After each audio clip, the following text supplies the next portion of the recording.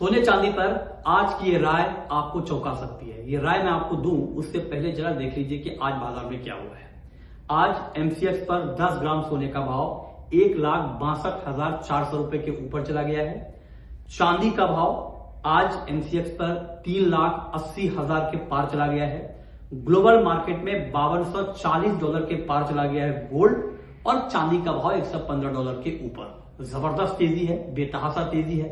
करीब 20 से 25 हजार रुपए एमसीएक्स पर चांदी के दाम बढ़ गए हैं। गोल्ड में करीब 4500 रुपए की तेजी आ गई है। $140 का उछाल ग्लोबल मार्केट में गोल्ड में है। ये सारी कहानी आज की है और लगातार तेजी है। तेजी की वजह हम सबको मालूम है, जियोपॉलिटिकल टेंशन, टैरिफ को लेकर तनाव, डॉलर में भारी गिरावट, इन सब वजहों से बड़ी तेजी बन रही है।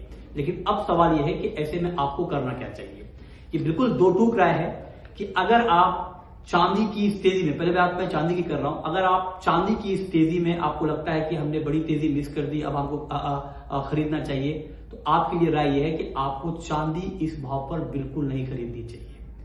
अब आप कहेंगे इतनी बड़ी तेजी है और ये कह रहा है कि नहीं खरीदें।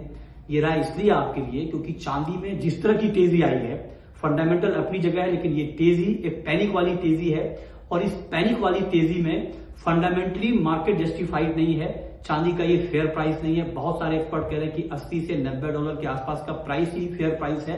तो हो सकता है कि कोई बड़ी गिरावट आपको दिख जाए और हो सकता है कि इस पैनिक में थोड़ी तेजी और दिख जाए, लेकिन आपको इस पर ट्रैप नहीं होना है। चांदी अब बहुत रिस्की जोन में आ चुका है, आपको बहुत सतर्क अलर्ट रहना चाहिए। गोल्ड में राय थोड़ी सी चांदी के मुकाबले अलग है।